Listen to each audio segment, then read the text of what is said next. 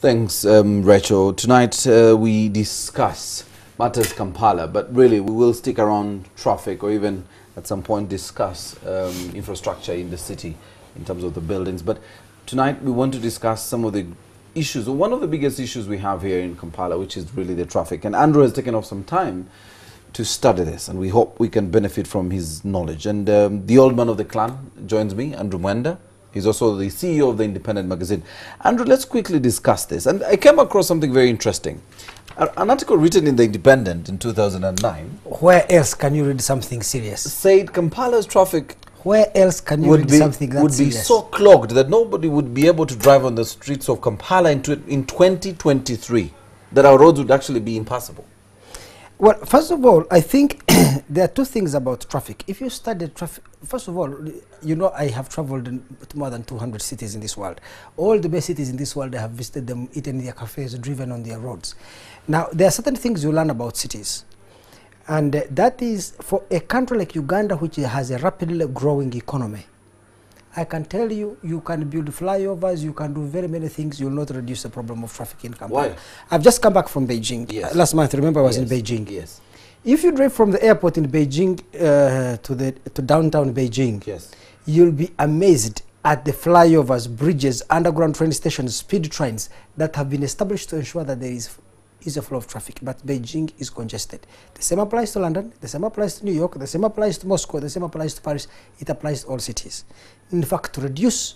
So, if you are Kampala, there are two things. First of all, for Kampala, I must admit, our infrastructure is still very weak. The roads are narrow. We don't have flyovers, so there are so many junctions reducing traffic. Then you still, although Sisi has done a great job improving roads, but you still have a lot of potholes. You see, potholes reduce the smooth flow of traffic and then allow traffic to pile over. Then you have very poor traffic policing, although there's a lot of work to improve it. So motorists violate rules, borders, taxi drivers stop in the middle of the road to pick passengers when there is a jam. People create second and third lanes. And so all those factors need to be fixed. But let me tell you, to decongest Kampala, the main city, if I was Jen from CC, my first item would be to introduce something called a congestion fee.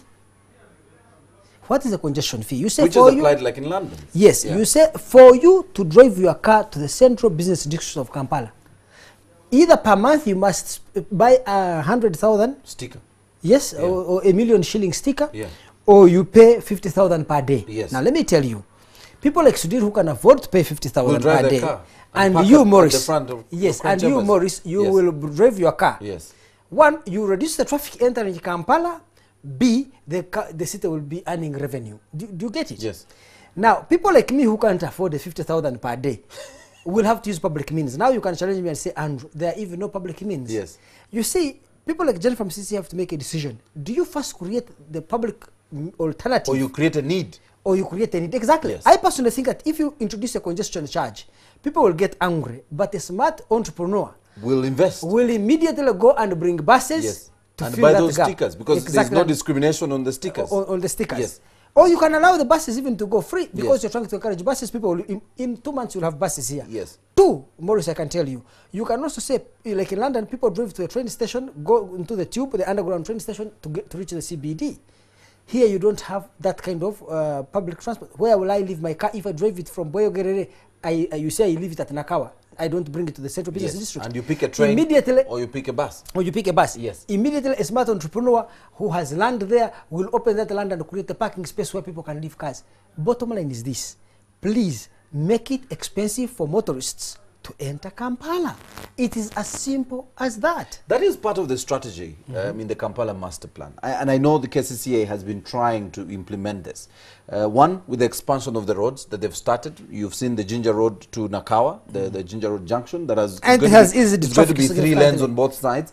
We also know the discussions with RVR and the railway infrastructure for Kampala. Yes. We also know the discussions along the buses. I know they advertised in the papers for somebody to invest in the bus service. So clearly there is a plan to it. But I found something interesting on BBC a short while ago.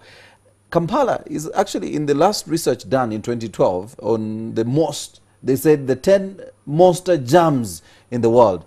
Kampala was at number 6. But let me give you. Let me give you an example. We may not, even with these problems and some of the solutions you're projecting, we still may not address No, let me rural urban migration, the number of people that are coming into Uganda. Let me come in and explain to you. You see, to build roads that can ease traffic, you need to do a city master plan, and I'm sure KCC has done one or is doing one. Yes. 2, you must secure. You must do road designs to ensure how traffic will move. It can take you 1 to 2 years to do road designs for Kampala. 3, you must do a bidding and tendering process, and Uganda's convoluted tendering system and procurement system, it will last you 2 years to finish that. Minimum. 3, because it yes. That is assuming there are no complaints to Parliament, to IGG, to PPDA, to the courts of law. Now, finally, because this will be then 5th, you will go into construction. That is a period of a minimum of 12 years to get this road fixed.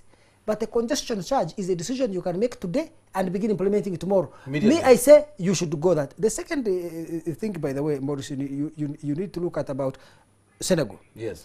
In Senegal, for them to do the kind of things Kampala should do, the son of President Abdoulaye Wade, who by the way, because we were nominated together as young global leaders by the World Economic Forum, so we are meeting in Davos. But he's richer than you, so I am in these things perhaps because of my brain rather than because of my wallet. But I can tell you this, that boy took over 4 ministries, took the Ministry of Infrastructure, took the Ministry of Governing the City, took every single thing, and leveraged the father's position, cut through government red tape, and built them. Right now he's in jail. I was in Senegal, I wanted to go to, they refused me to go see him in the jail.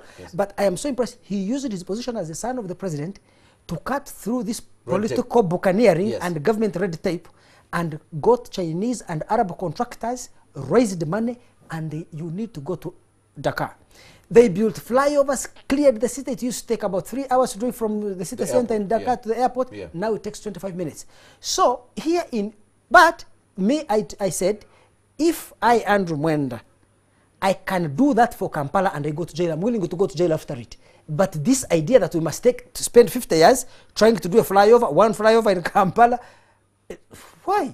I feel I would be rewarded to go to jail but leave Kampala sorted out. So we need a gen from CC who will cut through the red tape, raise international funds, and build this infrastructure. Otherwise, if we follow the normal rules of the game in Uganda, it will take us 15 years. But Jennifer, please, I as old man of the clan, please introduce a charge, because people who drive cars on our roads, Maurice, 1, they create a depreciation. 2, they pollute the air. 3, the costs. First of all, they don't pay. The cost of doing business in the city is increased. Then, by the amount of time you waste. Just imagine the amount of time we spend in traffic can be spent in office doing work. So if you spend 1 hour in the morning, 1 hour in the evening in traffic, those are 2 hours lost. In an 8-hour working day, you're only working 6 hours. If I remove 1 hour for lunch, you have reduced it to 5. People are working 5 hours. Why? Because of traffic. Thank you very much, Andrew. We really have run out of time.